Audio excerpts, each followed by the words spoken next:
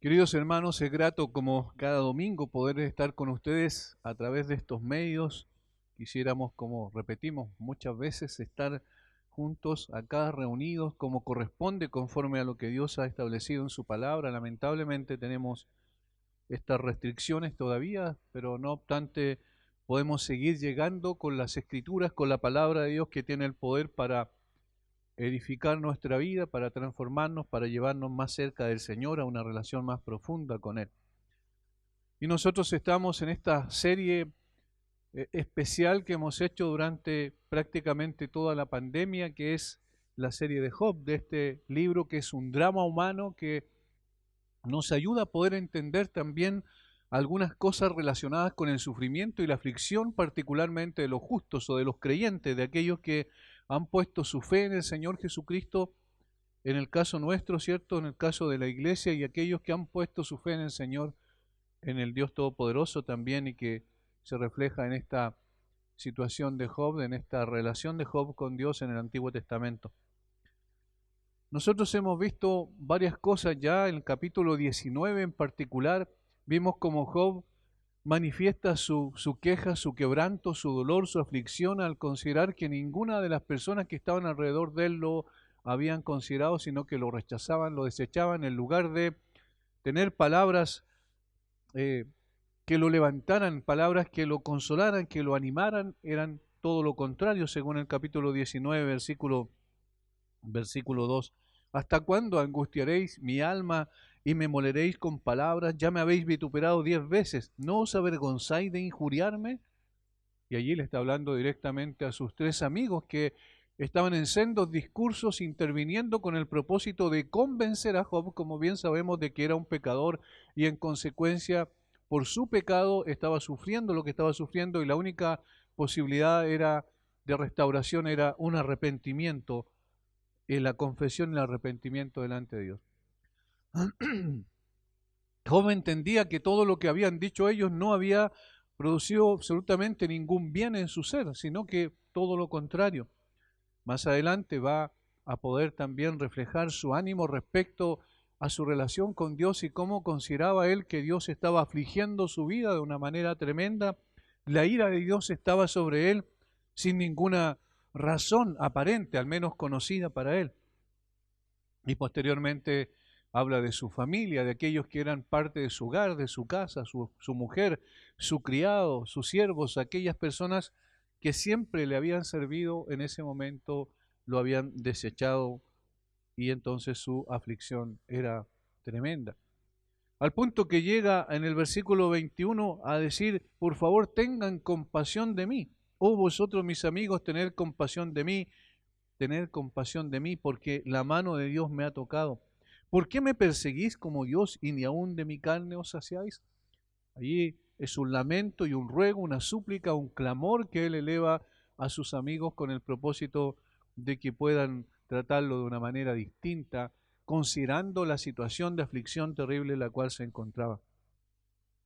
Y entonces eso es la antesala de esas palabras sublimes que tenemos en el versículo 25 al 27, donde Job, en medio de toda su aflicción y en medio de lo negro de la noche, podríamos decir, ve el amanecer con una claridad extraordinaria, donde bien sabemos que el Espíritu Santo obró en él para mostrarle esta gran verdad y esta convicción, ponerla profundamente en su corazón. Yo sé que mi Redentor vive y al fin se levantará sobre el polvo, y después de deshecha esta mi piel en mi carne, he de ver a Dios, al cual veré por mí mismo, y mis ojos lo verán, y no otro, aunque mi corazón desfallece dentro de mí, sin negar su realidad, su terrible realidad, su condición de sufrimiento extremo. Aunque mi corazón desfallece dentro de mí, no obstante, a pesar de eso, tiene una confianza, una certeza, una convicción profunda de que Dios mismo será quien vendrá y lo redimirá. Su pariente redentor, como vimos, su Goel. Finalmente termina en su defensa en el versículo 19 con los versículos 28 y 29, que son el nexo para poder entender las palabras que posteriormente uno de sus amigos, el tercer amigo de El-Sofar, puede manifestar en el capítulo 20. Más debierais decir, y aquí otra vez se dirige a sus amigos, ¿por qué le perseguimos? Ya que la raíz del asunto se halla en mí. Temed vosotros delante de la espada, porque sobreviene el furor de la espada a causa de las injusticias, para que sepáis que hay un juicio. Aquí Job le está diciendo, ustedes más bien debiesen temer delante de Dios, porque si Dios me tiene así, a mí, en estas circunstancias, sin ninguna explicación, sin ninguna razón aparente, sin ninguna razón que yo conozco, ustedes van a sufrir mucho más porque han sido personas que obviamente lo atacaron sin ningún tipo de escrúpulo. Temed vosotros delante de la espada. Ustedes debiesen preocuparse de la manera en que actúan frente a mí. Porque si el problema es mío, versículo 28, ya que la raíz del asunto se halla en mí, ustedes preocúpense por su propia vida respecto de Dios. Porque sobreviene el furor de la espada a causa de las injusticias. Y allí está mostrando que en realidad ellos actuaron en forma injusta con él. Ahora, si hasta aquí Job entiende que actuaron en forma injusta con él, y así fue, obviamente, a través de los discursos que nosotros ya hemos revisado, ¿cuánto más este sentimiento de tristeza aumentó en la vida de Job al escuchar a Sofar en el capítulo 20? ¿Por qué? Porque lo que hay en el capítulo 20 es una descripción de lo que son las personas impías, es una descripción de las personas malvadas que no tienen en consideración a Dios y que viven de espaldas a Dios haciendo su voluntad, viviendo como ellos quieren, aplastando al pobre, como dice más adelante, y finalmente buscando disfrutar de sus ganancias mal habidas, porque ahí habla también de que eran ladrones. Ahora, esta descripción que hace Sofar aquí es una descripción en términos generales correctas. En la generalidad podríamos decir es correcta, aunque hay algunas cosas que vamos a ir viendo que no necesariamente se ajustan a la realidad. Sin embargo, la descripción en general es correcta. El gran problema es que Sofar habló así refiriéndose a Job. El gran problema es que esto que él menciona aquí al describir quiénes son los impíos y cuál es la suerte de ellos, tenía como objetivo seguir aplastando a Job al acusarlo injustamente de un hombre impío, de un hombre malvado y un hipócrita. En otras palabras, nosotros conocemos este concepto como calumnia, cuando alguien habla de otro en una forma horrible sin tener los antecedentes ni saber en realidad cuál es la situación y levanta mentiras con el fin de desprestigiar y destruir a una persona. Y eso es lo que ocurre en el capítulo 20.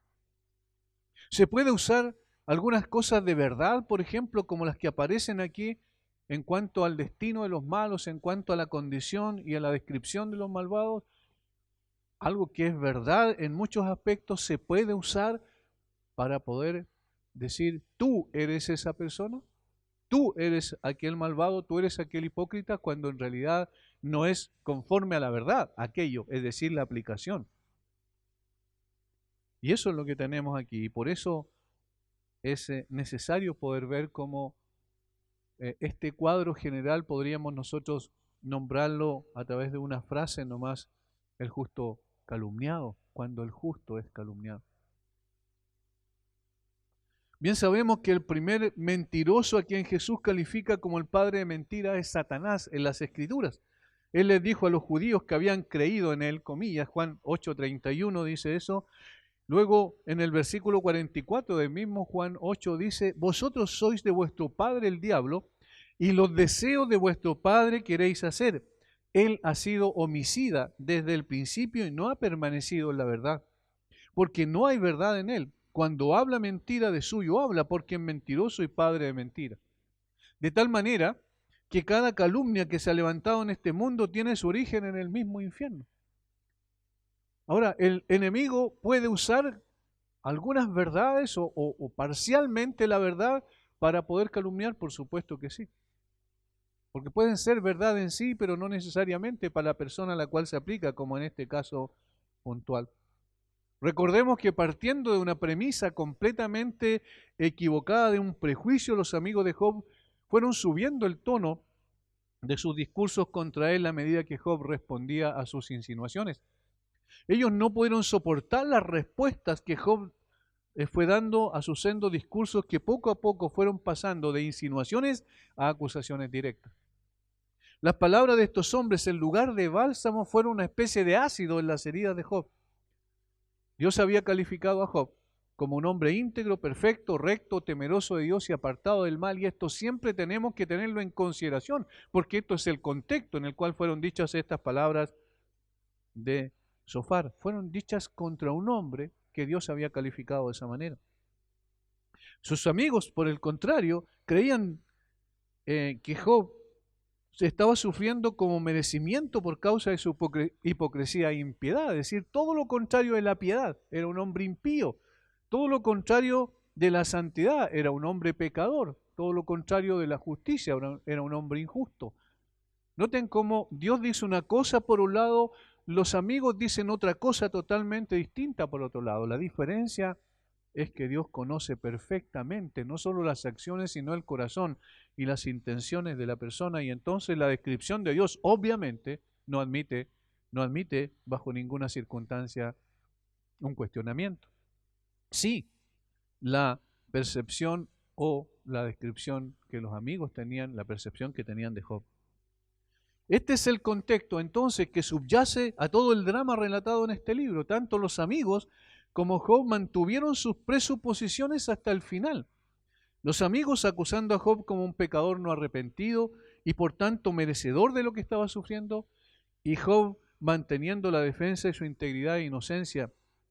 Finalmente sería el veredicto de Dios quien dirimiría absolutamente todo. Ahora nosotros sabemos y conocemos cuál es el veredicto de Dios desde el principio. Fue Dios el que le dijo a Satanás: ¿no has considerado a mi siervo Job? Y entonces describe las mismas cualidades que se mencionan en el versículo 1 del capítulo 1 al inicio del libro, y luego dice: ya ha sostenido, ha mantenido su integridad.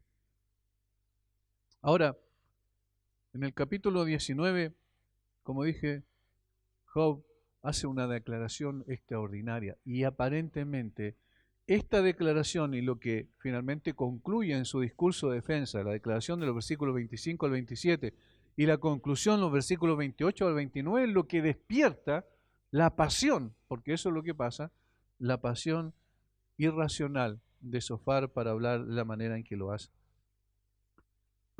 Estas palabras sublimes de Job, sin embargo, despertaron mucho más el aborrecimiento de sus amigos, y eso es lo contradictorio. Al punto que sus ataques en contra de Job se acentuaron mucho más todavía. Es decir, como que esto fue algo que despertó más la rabia de ellos, al querer ganar en una discusión que no tenía ningún sentido y que no conducía a ninguna parte y que no ayudaba en absoluto a quien estaba sufriendo, cuál debía ser su propósito y su objetivo, como parece ser al principio cuando llegaron a él. Estas palabras del versículo 25 al 27 de confianza absoluta en el Señor despertaron en Zofar una suerte de ira incontenible. Y por eso inicia un ataque artero sobre su amigo sufriente en el capítulo 20. Vamos a leer el capítulo 20 y vamos a ir entrando en materia. Respondió Zofar Naamatita y dijo: por cierto, mis pensamientos me hacen responder y por tanto me apresuro. La reprensión de mi censura he oído y me hace responder el espíritu de mi inteligencia. ¿No sabes esto? Que así fue desde el tiempo que fue puesto el hombre sobre la tierra, que la alegría de los malos es breve y el gozo del impío por un momento. Aunque subiere su altivez hasta el cielo y su cabeza tocar en las nubes, como su estiércol perecerá para siempre. Los que lo hubieren visto dirán: ¿qué hay de él? Como sueño volará y no será hallado, y se disipará como visión nocturna. El ojo que le veía nunca más le verá, ni su lugar le conocerá más. Sus hijos solicitarán el favor de los pobres, y sus manos devolverán lo que él robó. Sus huesos están llenos de su juventud, mas con él en el polvo yacerán. Si el mal se endulzó en su boca, si lo ocultaba debajo de su lengua, si le parecía bien y no lo dejaba, sino que lo detenía en su paladar, su comida se mudará en sus entrañas, y el de áspides será dentro de él.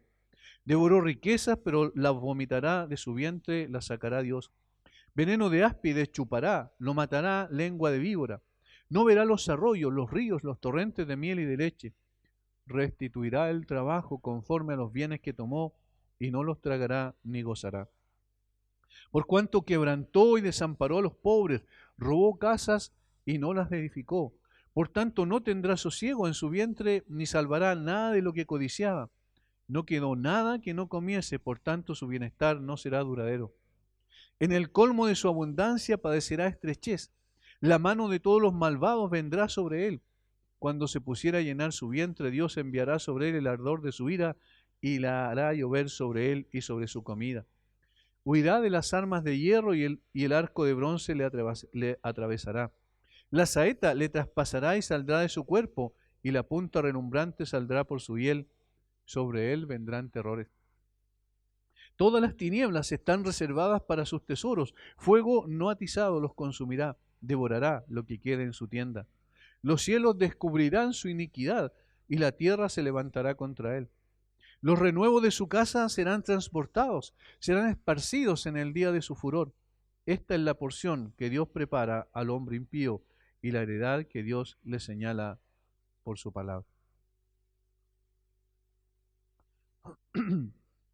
A pesar de la triste condición de angustia en que se encontraba Job, de la cual se da un relato en el capítulo anterior, lo suficiente como para perforar un corazón de piedra, a pesar de su sincero pedido a sus amigos de que se compadecieran de él, versículos 21 y 22 del capítulo 19, y no obstante la noble confesión de su fe que él hizo en el versículo 25 al 27, que lo demostró como un hombre bueno, como un hombre piadoso, y ese clamor con el cual rogó que lo dejaran tranquilo, que le dieran a él la paz que él necesitaba, los versículos 28 al 29, y se preocuparan exclusivamente de sí mismos. Sin embargo, a pesar de estas cosas, Sofar se sobresalta y responde, y lo ataca con tanto ardor y pasión e ira, insistiendo en la misma errada premisa de la culpabilidad de Job, y aún más, representando a Job como un hombre inicuo e hipócrita. Job se había expresado con expresiones tan apasionadas que podrían haber conmovido corazones de piedra. Había expuesto su propia miseria, les suplicaba piedad, les había hecho una excelente confesión de su fe. Cada palabra tenía su peso y su sentido y su profundidad, y mostraban efectivamente que no era un hombre hipócrita. La máscara de la hipocresía no puede durar tanto, no puede mantenerse tal cual en medio del sufrimiento. La máscara de la hipocresía necesariamente va a caer en un momento, pero pasaba el drama de Job, pasaban los días y quizás las semanas y los meses, y él seguía manteniendo incólume su defensa, porque él entendía que no merecía lo que estaba sufriendo. Finalmente, él lo sabía, en un sentido aterrorizado con las amenazas de la espada de Dios en los últimos versículos 28 y 29. Pero nada serviría. Aquí Sofar, aunque tenía poco que decir, más de lo que había dicho en su primer discurso, sin embargo, aprovecha las últimas palabras de Job, aunque lleno de amor, para volverlo a tapar con rudas palabras que velan sus verdaderas intenciones, las cuales no eran hacer generalizaciones sobre los castigos de los malvados, como algunas personas han interpretado este capítulo, sino apuntar directamente al corazón de Job, describiéndolo a él como un malvado. Y esto es el punto central de todo lo que dice en el capítulo 20. La extraña compostura de Job, su conciencia de inocencia y su fe en Dios, en lugar de ganarse la simpatía, en realidad solo ha servido para cortar en lo vivo el corazón de su antagonista y a sus antagonistas, porque a estas alturas ya no hablamos de amigos, sino de antagonistas. Estos hombres están heridos en su orgullo y por tal razón hacen denuncias y acusaciones hirientes cada vez más duras en contra de aquel que supuestamente habían venido a consolar. Exasperado por la alusión de Job en su exhortación final a la espada y el juicio, Sofar ejerce los terrores de la ley y concibe que está prestando servicio a Dios mediante el mantenimiento de su verdad. En el retrato vívido y magistral del malvado rico, Sofar evidentemente tiene el ojo puesto en Job, y al describir la ruina y la riqueza obtenida por el fraude y la rapiña, insinúa sobradamente que este es el secreto de la angustia de Job. Él estaba sufriendo porque en definitiva ganó lo que tuvo, la prosperidad la alcanzó producto de el fraude y la rapiña. Le sobrevino la destrucción completa porque su codicia no tenía límites. Eso es lo que dice también más adelante. Era un hombre codicioso y por eso le vino la angustia y la destrucción. El ferviente llamamiento de Job a una vida futura con todos sus recursos de esperanza y liberación, yo sé que mi Redentor vive, se ve compensado por el destino del infeliz impío que, arrojado desde la cima de la prosperidad mundana, es consumido por un fuego desatado por el aliento humano. Eso es lo que describe en el capítulo 20. La moraleja del discurso de Sofar es que Job, en lugar de hablar piadosamente, sería mucho mejor que se entregara al arrepentimiento. Otra vez, con la misma insistencia de siempre. Y es verdad que hay comentaristas que asumen que este discurso de Sofar sobre la destrucción de los malvados está lleno de verdades que es necesario analizar en su mérito. Y por supuesto que esto no deja de ser verdad en un sentido. Sin embargo, hermanos, no se puede hacer abstracción de la oportunidad y el propósito en que fueron pronunciadas y que tenían estas palabras que fueron pronunciadas. Y en este sentido debemos decir que fue absolutamente fuera de lugar y de una importunidad absoluta.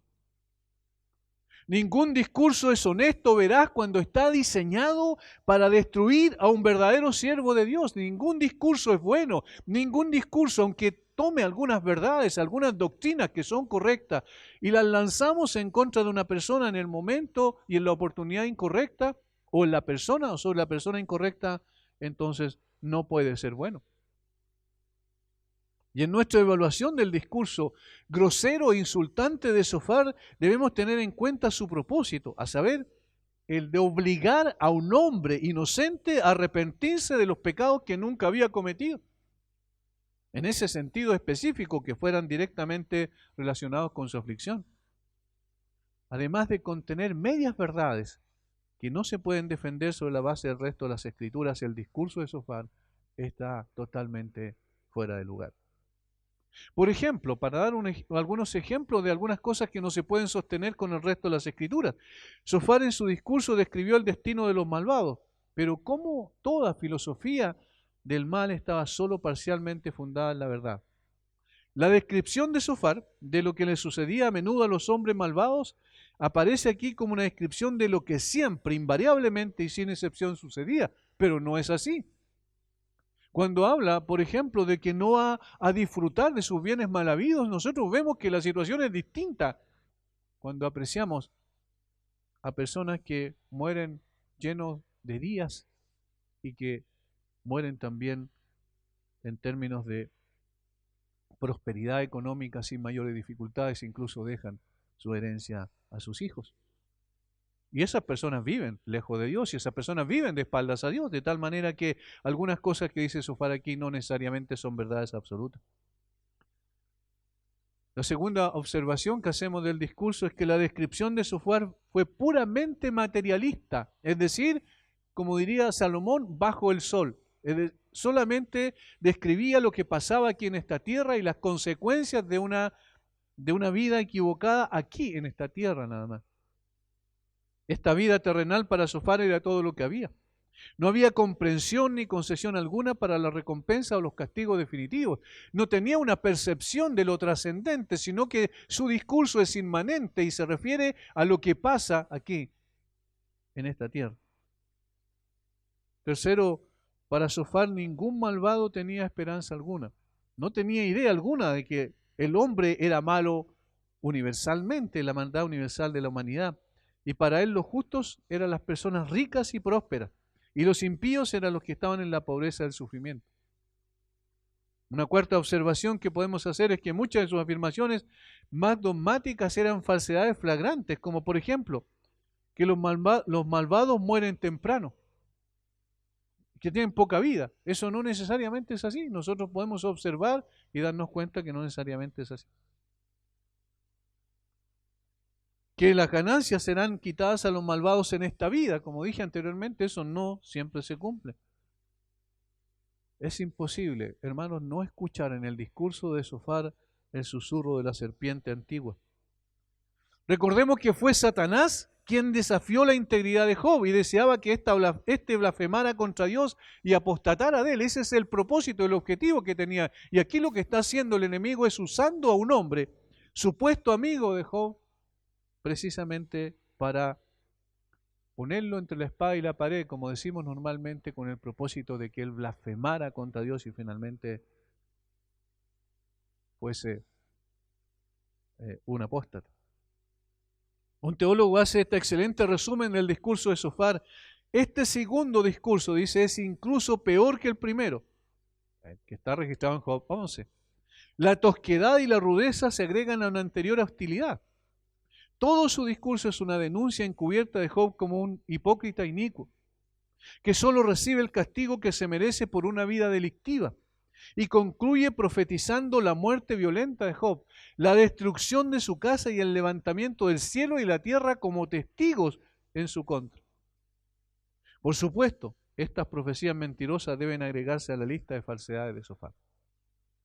Eso es el resumen del discurso.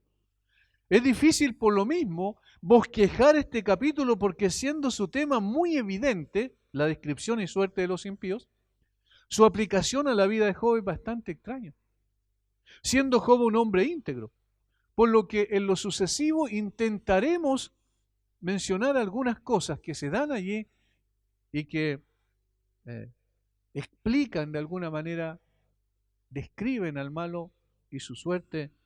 Sin embargo, nunca olvidándonos de que estas palabras están totalmente fuera de lugar. Lo primero que hace es la descripción de la brevedad del gozo de los impíos. Versículo 1 al 9. Describe la brevedad del gozo de los impíos. Respondió Sofar Naamatita y dijo: por cierto, mis pensamientos me hacen responder y por tanto me apresuro, y la reprensión de mi censura he oído y me hace responder el espíritu de mi inteligencia. Allí dice la manera en que él responde, la razón por la cual responde así. Luego el versículo 4 en adelante al 9 describe la brevedad del gozo, de la satisfacción de los malvados. Las primeras expresiones de Sofar en los versículos 2 y 3 exponen el corazón de este hombre y la razón de su respuesta. Matthew Henry señala que parece aquí que Sofar irrumpió en contra de Job y comenzó abruptamente su discurso. Sofar, como instrumento voluntario de Satanás aquí, estaba muy disgustado por el mensaje divino que Job estaba presentando. Un mensaje de un redentor para toda la humanidad, un mensaje entregado por la inspiración directa de Dios. Como hemos visto en las dos anteriores entregas de esta serie, un mensaje acerca del cual Job no abrigaba duda alguna. Él no dijo, yo espero, yo pienso, y ni siquiera yo creo, sino que yo sé que mi Redentor vive. Y ese discurso produjo algo en el corazón de Sofar que finalmente le llevó a entrar en el debate nuevamente en la segunda oportunidad en que él habla con una rabia, con una ira, más allá de lo aconsejable. Parece increíble que Sofar pudiera haber intervenido groseramente y haber concluido las palabras inspiradas de Job. Sofar fue insensible a todo lo que dijo Job.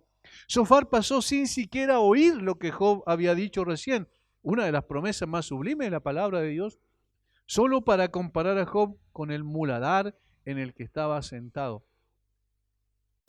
Job había dicho que los 3 amigos lo habían ofendido, versículo 3 del capítulo 19. Ahora Sofar dice que es Job quien lo ha ofendido a él. Job dijo que Dios le había cerrado el entendimiento, versículo 4. Ahora Sofar dice que es precisamente su entendimiento, su sabiduría, el que lo hace responder. Esto es propio del orgullo herido. El orgullo, cuando se siente herido, reacciona con ira y no discierne, no discrimina, ni examina los dichos de su contraparte para ver si en efecto hay algo de verdad en lo que está diciendo o es razonable lo que plantea, sino que ataca con furia y defiende su supuesta sabiduría superior. Y aquí vemos a un hombre que se siente superior, a un hombre que quiere aplastar, seguir aplastando, seguir moliendo con sus palabras a su amigo.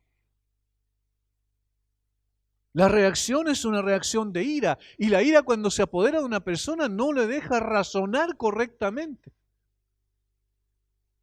Nunca, nunca hemos de reaccionar de esa forma. Hemos de guardar silencio cuando nuestro corazón está latiendo con muchas pulsaciones. Debemos guardar silencio, echarnos atrás y no responder hasta que tengamos la calma, hasta que hayamos escuchado la otra postura y haber discernido adecuadamente cuál debiese ser sabiamente la mejor respuesta. Sin embargo, este hombre hace todo lo contrario. Por cierto, mis pensamientos me hacen responder y por tanto me apresuro. La reprensión de mi censura he oído. Yo he sido censurado, tú me has reprendido. Y me hace responder el espíritu de mi inteligencia. ¿Notan las palabras que expresan soberbia claramente en el discurso? Y por tanto lo que él va a responder a lo que estaba diciendo Job, entonces no tiene que ver con una generalización, simplemente decir esta es la descripción y el destino de los malvados. No, hay algo mucho más profundo en lo que está diciendo y está apuntando sus flechas, sus dardos hacia su amigo. Esta actitud refleja las motivaciones de su razonamiento que pone en palabras en lo sucesivo. Es decir, todo lo que dirá en adelante está prejuiciado por su orgullo herido.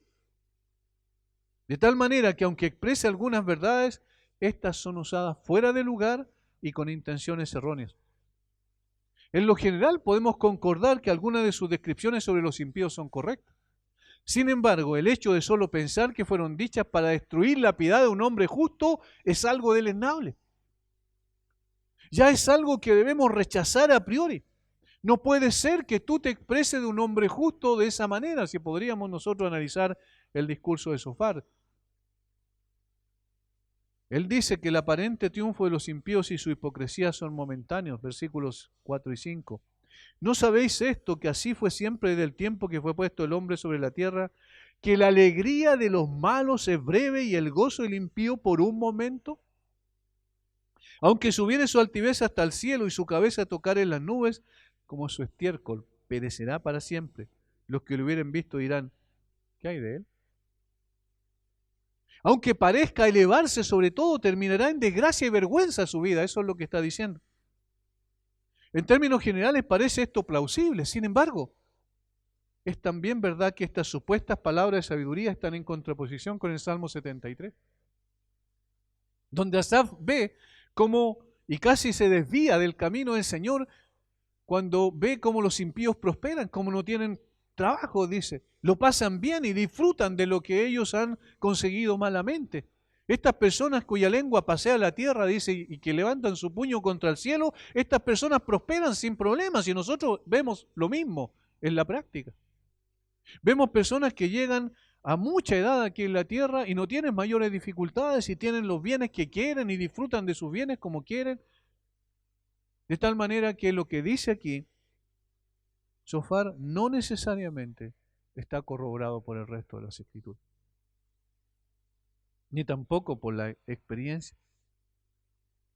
Claro, cuando nosotros la interpretamos mirando solo las cosas que se ven, o como diría Salomón, debajo del sol, vemos que no pocas veces la prosperidad de los impíos que los acompaña, la prosperidad de los impíos la acompaña hasta la tumba. No pasan dificultades incluso hasta el momento de su muerte.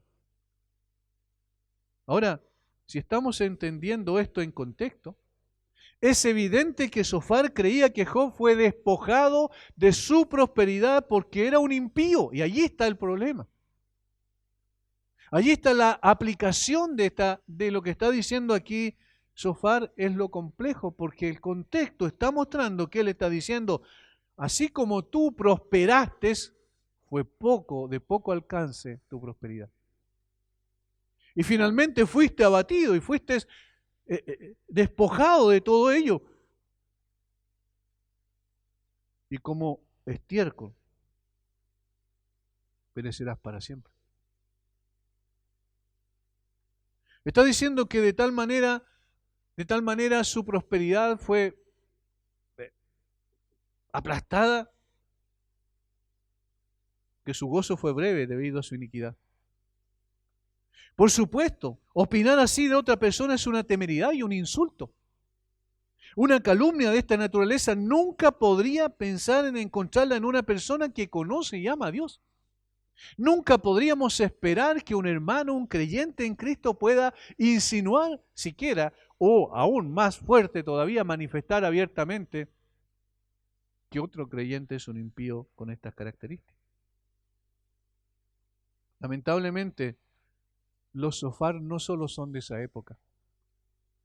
Lamentablemente nosotros quizás debiésemos examinar lo profundo de nuestro corazón, y esto es lo que tiene que ver con la palabra, que debe ser una aplicación para nosotros mismos. ¿Cuántas veces quizás hemos dicho palabras, hemos expresado opiniones, hemos manifestado cierta descripción lamentable de otro hermano sin conocer cuál es realmente, qué es lo que realmente hay en su corazón? El espíritu de este amigo de Job hoy también está presente. Si somos sinceros, también en nuestro corazón podemos a veces abrigar sentimientos de juicio y condenación de esta naturaleza en referirnos a otros hermanos. Tenemos que revisar nuestro corazón permanentemente. Por eso, en lo que Pablo le dice a los corintios es algo que constantemente hemos de hacer. Examinaos a vosotros mismos, probaos a vosotros mismos, miren su corazón a la luz de las Escrituras, no para hacer una introspección, ¿verdad?, permanente, sino para levantar su cabeza y mirar a la cruz y darse cuenta que ustedes necesitan también la purificación de sus pecados. Sofar se olvidó de sí mismo. Sofar se olvidó de su condición. Sofar ni siquiera analizó lo que Job le estaba diciendo, ni siquiera puso atención en la gran esperanza que este hombre manifestaba en Dios a pesar de su condición y su aflicción, sino que simplemente lo atacó duramente, rudamente, y dice, esto es lo que va a pasar o lo que está pasando contigo. Has perdido el gozo, has perdido la satisfacción, porque eres un impío. Y el gozo de los impíos es breve, es por un momento. Hermanos, necesitamos tener mucho cuidado con la forma en que nos expresamos de un hermano.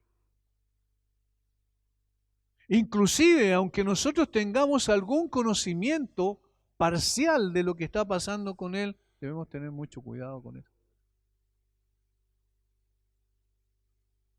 Las palabras de este hombre son duras e hirientes. Lo segundo que hace es que ahora muestra la condición del impío en este mundo. ¿Qué es lo que es de él? Además de que su gozo es algo breve, que no disfrutará mayormente de lo que posee, sino que su prosperidad va a ser aplastada y finalmente va a terminar en el estiércol, como dice literalmente. Entonces, este hombre está en una condición terrible. En este mundo, ni siquiera hablando de lo trascendente todavía, dice Sofar, versículo 10 al 22. En estos versos Sofar describe al impío como alguien que se deleita en el pecado todo el tiempo. Y la verdad es que la descripción que hace él es muy buena para poder mostrar lo que significa un hombre sin Dios. Y es correcta, notemos. Sus hijos solicitarán el favor de los pobres y sus manos devolverán lo que él robó. Sus huesos están llenos de su juventud, mas con él en el polvo yacerán. Si el mal se endulzó en su boca, si lo ocultaba debajo de su lengua, si le parecía bien y no lo dejaba, sino que lo detenía en su paladar. Miren cuántas cosas dice allí del deleite del impío o del malvado en su pecado. Es así efectivamente como obra una persona sin Dios. Una persona sin Dios disfruta del pecado. El mal se endulzó en su boca. Si lo ocultaba debajo de su lengua, si le parecía bien y no lo dejaba, sino que lo detenía en su paladar como una persona que está degustando un alimento. Cuando estamos comiendo, normalmente mantenemos en el paladar un poco la comida, porque allí donde captamos el sabor. Y eso es lo que está diciendo allí. Ocultaba debajo de su lengua. Este y los versículos siguientes contienen una alegoría y la referencia es a un hombre que en lugar de tomar alimentos sanos, toma lo venenoso y se deleita tanto con él porque es dulce, porque lo aprecia, porque sus sentidos, obviamente no regenerados, están disfrutando de aquello. Algunos de nosotros vivimos mucho tiempo de esa manera. En lo personal, 28 años viviendo de esa manera. Nos parecía dulce lo que obviamente es amargo a los ojos de Dios. Nos parecía satisfactorio lo que solo daba satisfacción a nuestros sentidos.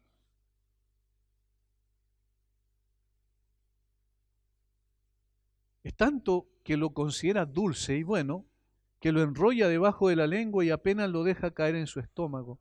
Está tan encantado con el sabor. Así vive un hombre impío. Absolutamente, Sofar, tú tienes razón, pero el problema es que así no vivió Job.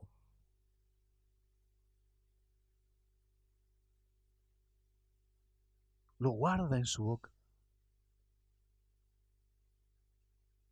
Ahora, él dice algo muy, muy especial en el versículo 13 también. Si le parecía bien y no lo dejaba, sino que lo detenía en su paladar, versículo 14, su comida se mudará en sus entrañas y el de áspide será dentro de él. Y aquí cambia, no sé si se dan cuenta. Primero disfruta, toma placer en las cosas pecaminosas, pero luego, cuando lo traga, dice, y él es veneno de serpiente en su estómago. Cuando lo traga se convierte en hiel de áspides dentro de él, que corroerá y atormentará sus entrañas. Obviamente así es. El hombre impío, el hombre sin Dios, el hombre sin Cristo, el hombre que vive para su propia satisfacción, al final el mismo pecado le resultará en algo amargo. El mismo que era dulce y que le producía satisfacción inmediata, finalmente será algo amargo, terrible, cuando él comience a digerir esto que le pareció tan bueno. Todas son expresiones descriptivas de la condición de un impío. Así vive un hombre sin Dios, sin duda. Es alguien que ama el pecado y se deleita en él. No es una persona que circunstancialmente cae en alguna transgresión, sino aquel que disfruta de pecar. Es parte de su comida diaria, es su hábitat natural, es su forma de vida. Por lo tanto, la descripción de la condición de una persona así es absolutamente correcta. Pero la pregunta entonces que nos hacemos aquí, porque el contexto no podemos obviar, ¿vivió Job así? ¿El hábitat de Job era el pecado? ¿Él buscaba satisfacción en las cosas pecaminosas? Cuando miramos atrás y vemos la descripción que hace Dios de Job, decimos, bajo ninguna circunstancia, él no vivió así. Y entonces las palabras están fuera de lugar. Lo que estás diciendo, Sofar, de Job es absolutamente falso. Estás levantando la calumnia, una calumnia tremenda a un hombre justo, porque él no vivió así. Aplícalo al resto de los hombres sin Dios, pero no puedes aplicarlo a un piadoso. ¿Acaso se deleitaba Job en el pecado? No. Como bien sabemos, hasta hacía sacrificios por aquellos pecados que podrían haber cometido, hipotéticamente podrían haber cometido sus hijos. De tal manera que era un hombre piadoso, así lo describen las Escrituras. Y también ese era el concepto que Job tenía de sí mismo, que era una persona que buscaba hacer la voluntad de Dios. Una persona que se deleita en el pecado claramente es un impío. Una persona que cae circunstancialmente en el pecado, pero lo detesta en el fondo y sabe que eso es incorrecto y se aleja de él y busca la santidad, es un creyente. Y Job se deleitaba en el pecado. No era un hombre impecable, perfecto, sin ninguna mancha. Era como todos los hombres. Como dijo Salomón, no hay hombre que no peque. Sin embargo, en específico, ningún pecado que él había cometido y que al menos tenía en su conciencia, él revisó seguramente su corazón muchas veces, tenía que ver con lo que le estaba pasando. Esto no caracterizó la vida de este hombre, era un justo, por eso decimos una y otra vez, es una calumnia que se levanta contra un hombre justo. Job no era un hombre así como el que describía aquí. Sin embargo, el propósito que tenía Zofar era decir, tú eres ese hombre. Parece extraño, ¿saben qué otra cosa parece muy extraño? Que aquel que es calificado como amigo se refiere a Job de esta manera. ¿Por qué? Porque se supone que un amigo nos conoce. De hecho, cuando se llega a una amistad es precisamente porque ya tenemos un conocimiento previo de la otra persona y tenemos cosas en común con la otra persona. Entonces se supone que Zofar conocía a Job. Y entonces, si lo conocía, en efecto, él sabía que Job nunca vivió en ese hábitat. Nunca se deleitó en el pecado.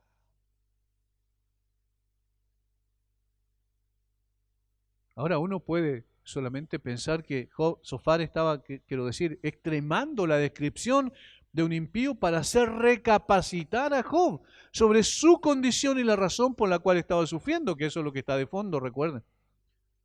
Pero era un sinsentido que se expresara así de un hombre piadoso. No tenía sentido que lo hiciera. Acto seguido, califica al impío como ladrón y aprovechador de los pobres. Un hombre sin compasión por los necesitados, eso es lo que está diciendo.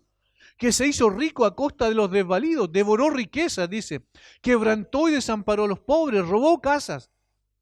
No salvará nada de lo que codiciaba. Un hombre aprovechador de los pobres que hizo su fortuna aplastando a los demás y que era un codicioso. Zofar dice muchas cosas sobre la condición de los impíos, pero no está preocupado por ordenarlas lógicamente. Probablemente Zofar no atribuye un significado muy claro a sus amenazas. Se contenta con pronunciar una serie de amenazas vagas, pero que suenan feroces.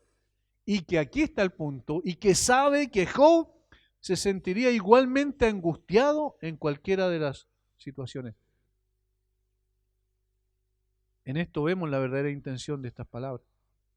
No solo acusa a Job de ser un hombre que se deleita en el pecado, sino también de alguien que prosperó en base a ganancias mal habidas. Y por tanto Dios estaba ejecutando un juicio sobre él al quitarle su prosperidad y al ejecutar a sus hijos y al tenerlo en la condición que lo tenía. El verso 19 asoma como una calumnia detestable contra Job. Porque oprimió y abandonó al pobre, eso es lo que está diciendo. Estos cargos se insinúan ahora por primera vez contra Job. Más tarde Elifaz los trae abiertamente. Capítulo 22, versículo 11 al 17. Capítulo 22, versículos 5 al 9, quiero decir. Dice, por cierto, tu malicia, aquí está Elifaz hablando a Job, por cierto, tu malicia es grande y tus maldades no tienen fin, porque sacaste prenda a tus hermanos sin causa y despojaste de sus ropas a los desnudos. No diste de beber agua al cansado y detuviste el pan al hambriento. Pero el hombre pudiente tuvo la tierra y habitó en ella el distinguido. A las viudas enviaste vacías y los brazos de los huérfanos fueron quebrantados o quebrados. Noten como ahora no es una insinuación, velada a través de una descripción general, en el caso que hizo Sofar, sino que Elifaz dice, en realidad tú hiciste eso, Job, tú eres esa persona. Pero Job los niega categóricamente. En el capítulo 29, versículo 11 al 17, Job dice lo siguiente: los oídos que me oían me llamaban bienaventurado, y los ojos que me veían me daban testimonio, porque yo libraba al pobre que clamaba. Totalmente contrario a lo que estaba insinuando o diciendo acá Sofar o Elifaz. Yo libraba al pobre que clamaba y al huérfano que carecía de ayudador. La bendición del que se iba a perder venía sobre mí, y al corazón de la viuda yo daba alegría. Me vestía de justicia y ella me cubría, como manto y diadema era mi rectitud. Yo era ojos al ciego y pies al cojo. A los menesterosos era padre, a los desamparados. Y de la causa que no entendía me informaba con diligencia. Y quebrantaba los colmillos de los inicuos, y de sus dientes hacía soltar la presa. Decía yo, en mi nido moriré, y como arena multiplicaré mis días. Mi raíz estaba abierta junto a las aguas, y en mis ramas permanecía el rocío. Mi honra se renovaba en mí, y mi arco se fortalecía en mi mano. Totalmente contrario a la acusación que estaban haciendo contra él. Parecen ser puras calumnias entonces, sin un átomo de fundamento lo que estaba diciendo Sofar. Ahora, ¿cómo puedes hablar así de un amigo, de esa manera, cuando tú sabes que su vida no fue así? Y por eso hablamos de calumnia. ¿Cómo puedes decir que se hizo su fortuna aplastando al pobre cuando tú sabes que no fue así?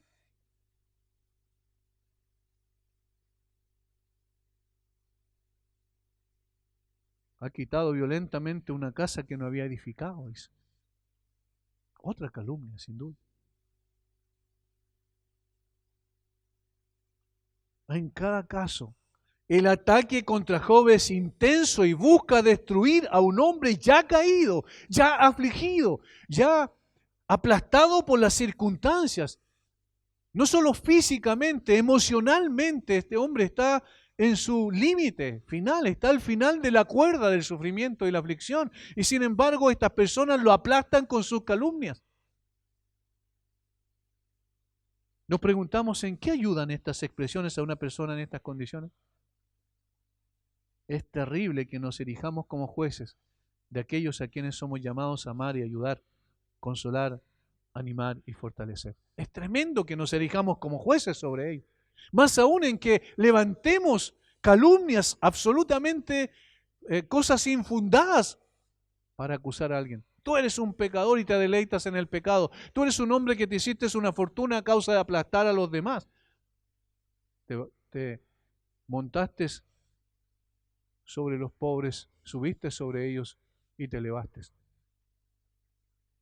Tu cabeza llegó a los cielos, como dicen los primeros versículos. ¿Es esta la situación de Job? Absolutamente no. Finalmente, Sofar se refiere a lo que le espera al impío, es decir, a la destrucción final del impío. Y esto es lo tercero y final que vamos a ver brevemente nada más. Versículo 23 al 29. Cuando se pusiera a llenar su vientre, Dios enviará sobre él el ardor de su ira, y le hará llover sobre él y sobre su comida. Huirá de las armas de hierro, y del arco de bronce le atravesará. La saeta le traspasará y saldrá de su cuerpo, y la punta relumbrante saldrá por su hiel. Sobre él vendrán terrores. Todas las tinieblas están reservadas para sus tesoros. Fuego no atizado los consumirá. Devorará lo que quiera en su tienda. Los cielos descubrirán su iniquidad, y la tierra se levantará contra él. Los renuevos de su casa serán transportados, serán esparcidos en el día de su furor.